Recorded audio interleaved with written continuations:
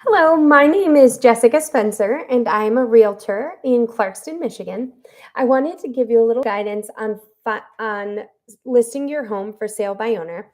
I know what you're probably thinking. Why would a realtor help me sell my home for sale by owner? Is she crazy? Yes, I am crazy, but it would. You're gonna do it anyway, so I might as well help you through it so that it's less risk that you're taking on. So it's my pleasure to serve our community here in Clarkston. And if I can give some tips and tricks that might make you a little extra money, I'd be happy to. So the first thing is, why do people sell their home for sale by owner instead of listing with an agent? So when asked that question, 61% of people said that it was to save money. 37% said it was to save time. 36% said they were confident that they could sell it without an agent. 32% said they already have a potential buyer. 29% said that they know their home better than a realtor could, so they can market it better. And then 14% said that they had a negative experience with a realtor in the past. And so that's why they chose to sell their home for sale by owner. So, for any reason or no reason at all, if you're choosing to sell your home for sale by owner, I want to talk to you about a timeline and a process for that and some things that you need to consider before you make a decision. So, the first thing you're going to do, obviously, is get your home prepped for sale. That's the same whether you're listing with an agent or yourself. So, you're going to prep your home. So, I recommend to all my clients that anything you're not going to use in the next 90 days gets put in a box and put into storage. So you can either put it in storage at an offsite place, you could get a pod and it could go kind of next to the house. What you want to do is make sure that the property has the most empty space possible. The bigger it will feel if you don't have as much stuff inside. So the first thing is going to be getting as much extra out of the house as you can so that it doesn't feel cluttered or cramped. The other thing you want to really focus on is finish up any projects that you've already started. If you have some trim that when you painted, you didn't touch it up, just finish it up. If you have maybe some light switch covers that you had taken off, that would be considered a safety issue for an inspection. So you're going to want to take care of those kind of things. I would suggest that you probably would not want to do any major renovations prior to selling your home. And the reason for that is just because in this market, the way that it is kind of tilted a little bit towards the seller, you would likely not get as much money back as you think for a project like a kitchen or a bathroom. So if it's something you could do quickly, like a bathroom countertop, then you might want to consider that. But as far as I'm concerned, the market is kind of headed in a lower trajectory.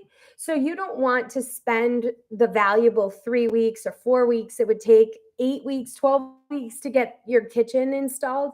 You don't want to lose that 12 weeks on the market. So you would be better to list your property now at the prices that we're at than be 12 weeks out from here when interest rates have gone up further, allowing people less money to spend. So you just want to make sure that if there are any safety issues, you resolve them in advance so that you don't have to worry about them at an inspection. It wouldn't hurt to kind of crawl up, take a ladder up to your attic. Most problems and inspection happen in the attic. So I would say the most common issue I have during inspections is that there's mold in the attic. And the reason almost every time the reason that there's mold in the attic is because one of the bathroom um, fans is venting into that attic space, and then it's just pushing hot, moist air up there, and then it's just a breeding ground for mold. There's just not enough movement to get that fluid out, and that makes a terrific environment for mold to grow. So it wouldn't hurt to kind of take a peek up there so you don't have a surprise at the inspection. level.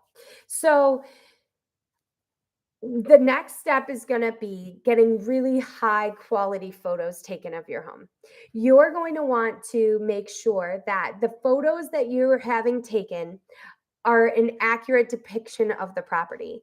You can't overcome the disappointment that someone has when your house does not look like the pictures. You don't this is not Tinder. You don't want to filter on it. Just trust me, you would be much better to get your property listed with photos that accurately depict it than to try to catfish someone into looking at your home when they are when because when they walk in and it exceeds their expectations, they're going to be happy about it. When they walk in and the rooms are much smaller, much darker, much more closed in, they're not going to be able to overcome that feeling like, oh, they look so much better in the pictures. So maybe you do that on Tinder, but don't do it in real estate. Okay. So you are going to want to make sure that you have a really accurate price. So, what I recommend is doing some market research and see what properties have sold recently in your area and how much they sold for. The market is moving down. So that means that what your neighbors got for their house, you're likely not going to get for yours. So it was for the past few years, we had been taking properties that sold, say it sold for 200,000, you would list it at 215 and you would get 230. That's not the market that we're in today. It just isn't, which is great for when you're buying your new house. You have a more reasonable market to prepare for. But when you're selling, just know that you're probably going to see a little bit less of a return because those interest rates went up. The amount someone can afford has gone down. So while the comparables show a certain amount, you're going to have to be wise to price that property um, and make adjustments for how the market has shifted. So be careful when you're listing your property for sale because for sale by owner, generally speaking, according to the National Association of Realtors, sells for between 5.5 and 26% less than market value. So just be really wise that when you're pricing your home, you're doing it in a way that it's going to save you. It's going to make you the best amount of money possible. You don't want to cost yourself 26% trying to save 3%. So just be really wise that you're making sure that the price you're listing your home at meets your needs and is the amount that makes sense to sell your home. So you're going to consider what your timeline is. If you need it to sell quickly, then you're probably going to want to price it very low. That could put you into a multiple offer situation. It's not very common in for sale by owners to have multiple offers, but sometimes that does happen. But I would say if you have a little bit longer, you can try to list it a little high and kind of see what happens. So try it on your own. And then if you don't have any luck, then I would say if you're considering a 3% price drop on that property, it might be wise to talk to an agent because you're likely not having a price problem, you're having an exposure problem. Because of supply and demand, it's such a simple concept that we learn in middle school. But if an agent can give you more demand for your house, then she is going to get you more money for it as well. So you just want to be wise that you're not fixing a marketing problem with a price solution. So you also want to consider what your timeline is going to be for moving. So we as agents that there's this kind of misconception. Often clients say, "Well, I'm not ready to list my house because I am not ready to move in 30 days." But the truth is that when you have a a home listed, it takes a few weeks to get it ready to go on the market. Then it takes a little time to get the photography done, to get the title work order, to do all the things that you need to do to be able to sell it. And so that takes a little bit of time. Then the average home on the market is taking 30 days to sell at this point. So it's not selling quickly like it was over the past few years. And truthfully, the problem is that if you're navigating this and you're not getting many showings, the concern would be that you're going to lower the price too quickly and leave money on the table. And nobody wants to do that. So you're going to, you have an option to ask for occupancy after your closing. So you could ask to stay in the property a little bit longer after you close if your next property isn't quite ready for you yet. You just want to make sure that when you're choosing a price, if you have a little bit more time, list it higher. If you need to sell it quickly, list it lower. So once you kind of establish your timeline, just take into consideration that from the time you have an accepted offer to the time you actually close, it's usually around 45 days. So during that, you're going to have inspections, you're going to have well and septic inspections, you're going to have water tests, you're going to have an appraisal, you're going to have so many things that happen during that time. It usually takes about 45 days. So when you're considering, hey, I think I'm going to list it on my own for a few weeks and see what happens, just make sure you're putting in the amount of time that you actually are going to need, which is probably going to be around 60 or 90 days in this market. And that's just looking at the statistics of houses that are listed on the market in the MLS. So you could assume that for sale by owners are going to sell a little bit slower because of the decreased exposure that you are going to get. So when you're deciding on how much you need to list your home for, I want you to consider these things. Number one, what is the price that makes sense for you to sell? What is the amount that you need to net in order to be able to get yourself where you're trying to go? So if you're trying to buy a house cash from the equity in your home, then you're just going to want to look at the market and see what is available in that price range, because there's a number that makes sense to sell your home and there's a number that doesn't. So you just want to make sure that you're being wise with that amount and that you know what goes into that amount. So there are some costs that you would save by not using a realtor. Most of the time, you're going to save around 3% by not having a listing agent. But the vast majority of for sale by owners that I've spoken to offer 3% for a buyer's agent. So basically what they say is if you have a client who wants to see it, come on in, I'll pay you, but I'm not going to have an agent myself. So you're going to want to calculate your closing costs. So first is going to be your transfer tax.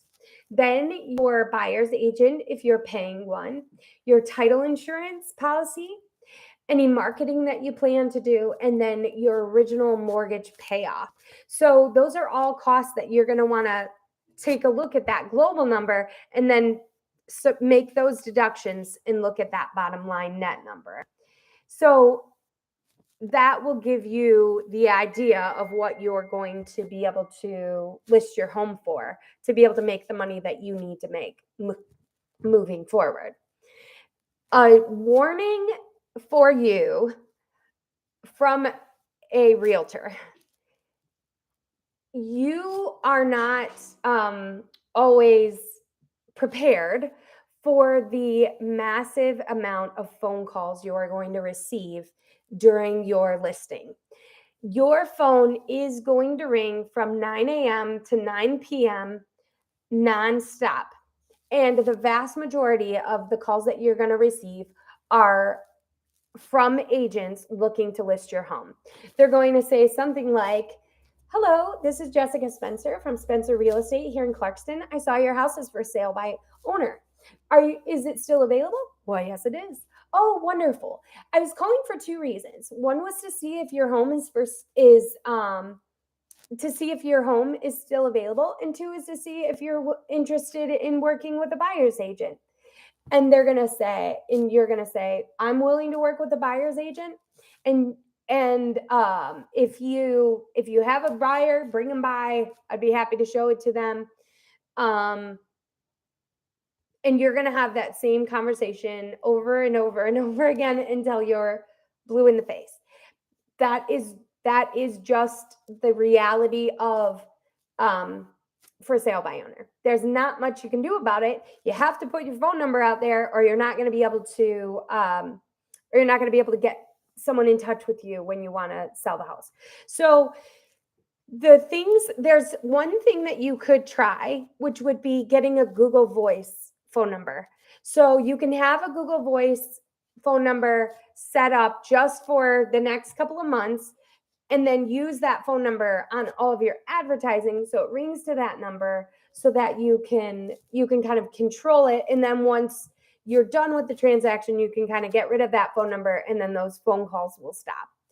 There's one surefire way to get the phone calls to stop, and that's to list with an agent, because the sources that agents use to get those phone numbers, they scrub the database to see if it's, they kind of counteract it with the multi-listing service to be able to see if, so you're not calling, so the agent's not calling people who are already under a contract. So that's one thing. The other thing you can do is you can set up a voicemail, and you can leave the following information on the voicemail: the address of the property, the listing price, whether or not you're willing to work with an agent, and when a person would be able to see the property. So if you were only showing it on nights and weekends, you could say that on your message so that people have that information. And maybe that weeds out a bunch of people because it's not the price point that they thought. You could also list how many bedrooms and bathrooms on there, if that information can be helpful too. So once you've listed it on the MLS, there's a few things, or as a for sale by owner on Zillow or whatever website you're advertising it on, you're going to have to order title work. So you're going to need to find a title company that can ensure your interest in the property. So title work is the pricing is based on the sale price. So you can reach out to a title company. If you're in the Clarkston area, let me know. I'd be happy to introduce you to our title company. We can even get that title work ordered for you. So the title company is going to do an evaluation to make sure that everything is secure, so that you don't ever have a problem after the closing with having something wrong with the deed or anything like that. And if you do, they're going to work with you to get it fixed. So the next thing you need to do is request a payoff authorization from your mortgage and or a home equity line of credit. If you have one of those, you'll need a payoff authorization for that too. And then you'll need to get that information over to the title company so that the title company can pay off the old loan when you close on your new one. So the next step then is going to be your seller's disclosures. So if you're in the state of Michigan, I'm happy to send you the state of Michigan seller's disclosure forms and even kind of give you an idea of how to fill those out correctly.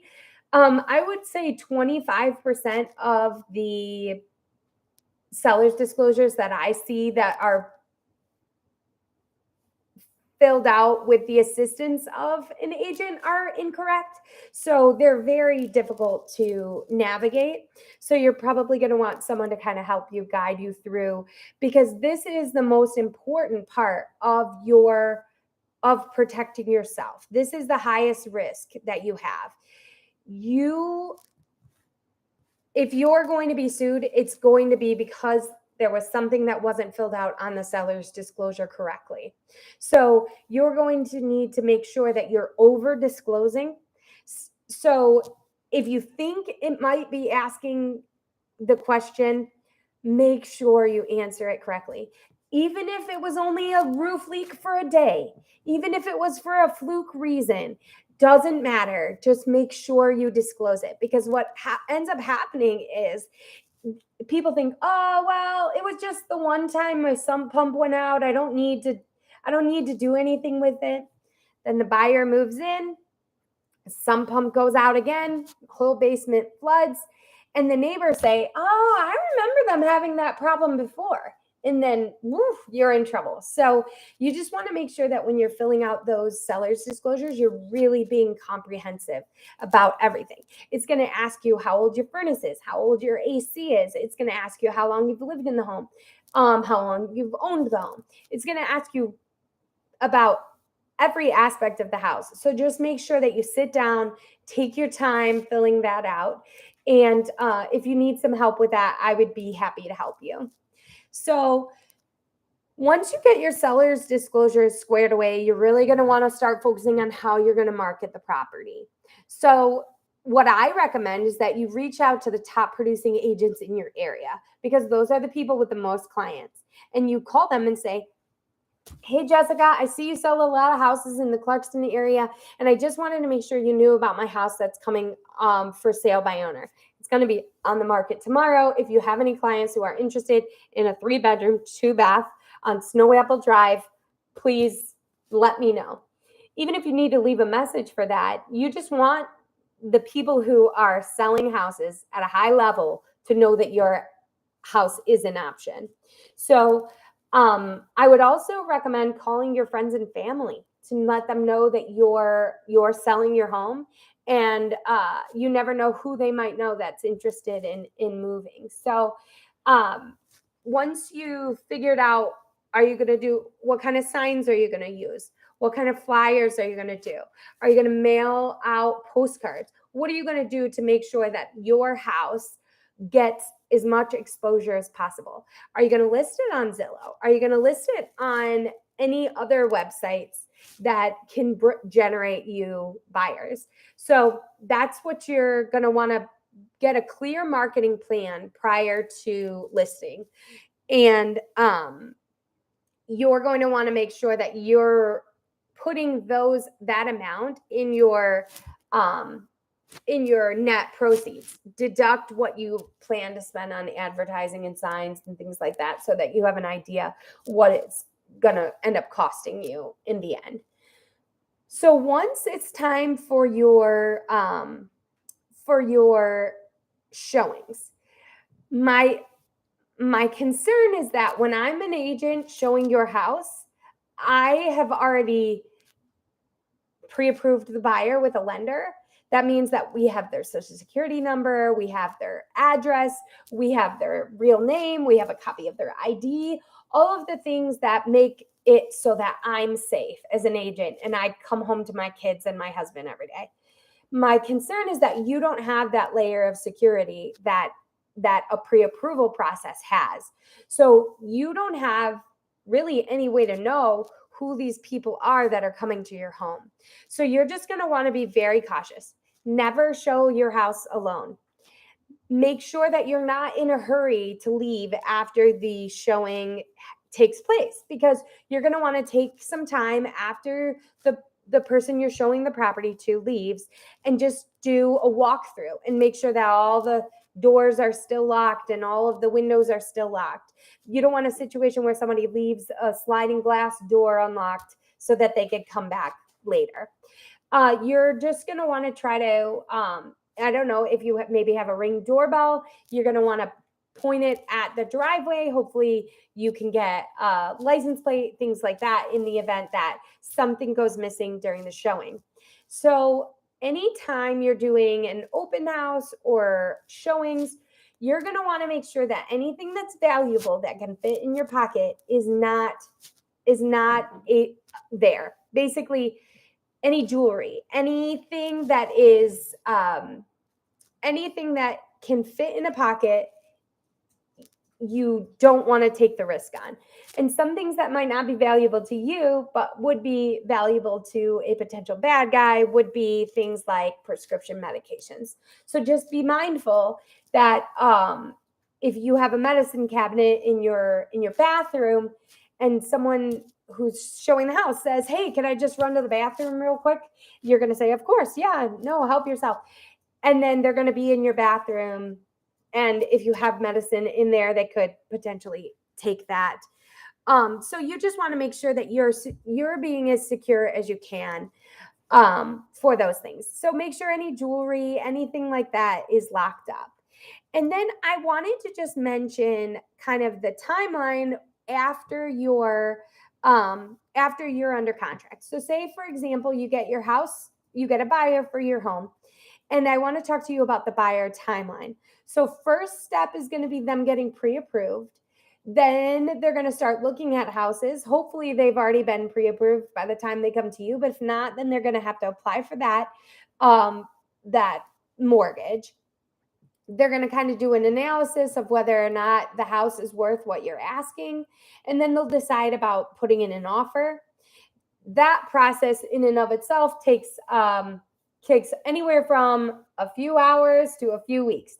Just depends on how responsive the loan officer is. It depends on how aggressive a buyer is. So once you get that offer accepted, you're going to move on to the inspection period.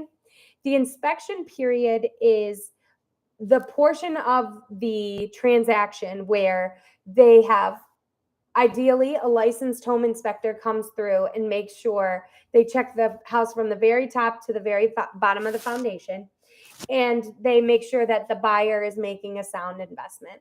So they're going to flag any safety issues. They may ask for repairs. The vast majority of homes on the market do not get to the closing table at the same terms and conditions that were agreed on in the initial offer.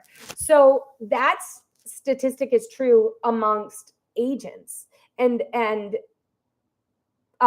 transactions that have agents on both sides.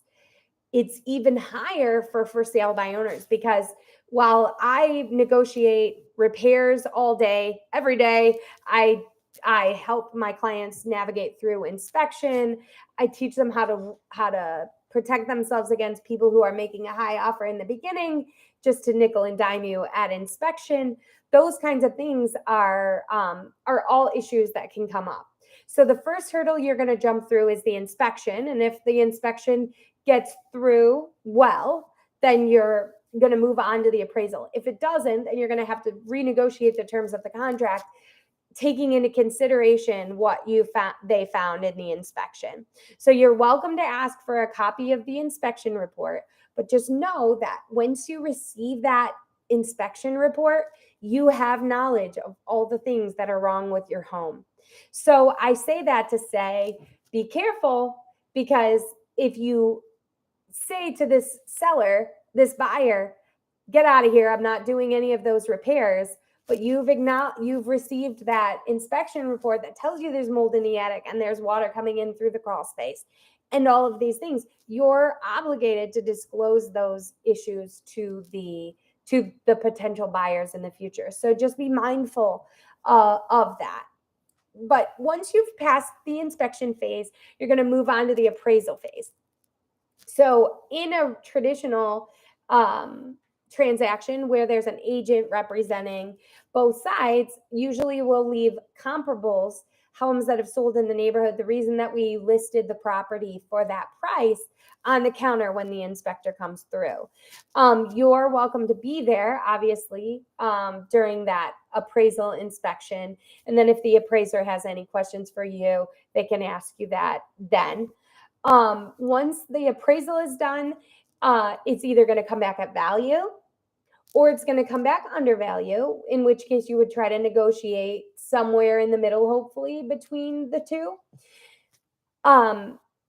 It's either going to come back at value with repairs or without repairs. So they may be asking you for some repairs, like if there's a light switch cover missing, or there's open wiring, or there's chipping paint. Conventional loans are a little bit more flexible, but you're going to have a much more fine-tooth comb if you're doing FHA or VA or rural development. Those require a little bit more in-depth inspection by the lender. So that's really to protect people from making unwise investments. So in a conventional, the way I think about it is the bank's just making sure that their own investment is covered, where FHA and VA is set up a little bit more to protect the consumer from buying a home that is not that's not sound. So once you do that, there's a few weeks, maybe even a month between the time that you do that appraisal. The appraiser comes out, takes them a week to get the report in, takes a few weeks after that to get to the clear to close. Once you're clear to close, you're gonna get some information from the title company with documents, costs, fees, all of those things in one thing called an ALTA statement. So you're just going to want to review that document and make sure that you kind of go through it and verify all of the things are correct. And then there will be a final walkthrough where the buyer comes through with their agent and just make sure that the house is everything that's supposed to be there is still there and everything that's not supposed to be there is out. So that's what the final walkthrough is for, is just to make sure that nothing changed in the time that you agreed on the offer. Everything is the way that it's supposed to be because you haven't been in the property since the inspection several weeks before. Once you've got your closing, you're going to show up to closing, you're going to do all of the millions of signatures that are required, and then you'll prepare to give them the keys at that time, unless you're using occupancy, in which case you'll pay the mortgage for the seller or for the new buyer's mortgage during that 30 or 60 days. Keep in mind that a conventional loan will only allow you to stay 60 days or less after the closing. So if somebody tells you like, oh, you can have 90 days, the mortgage company might give you a little bit of a difficult time about that. So this is a pretty comprehensive guide to for sale by owners. I hope it's helpful. I hope that gave you some things to consider and some tools to help you along the way. I wish you the best of luck.